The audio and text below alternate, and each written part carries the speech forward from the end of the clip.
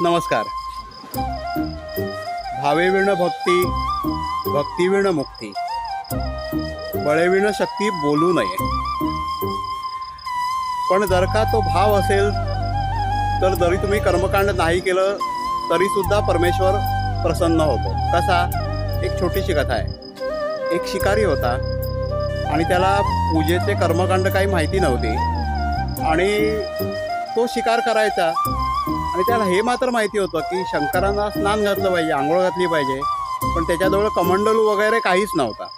म्हटल्यानंतर शेवटी त्याने असं केलं की तो तोंडातून पाणी घेऊन यायचा आणि त्या पाण्याने शंकराच्या पिंडीला आंघोळ घालायचा आणि जे मांस असेल ते त्याला अर्पण करायचा आणि शिवशंकर प्रसन्न व्हायचे.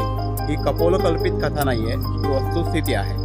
जर का भाव असेल तर कर्मकांड नसेल तरी चालतं, उलट भावच महत्त्वाचा आहे.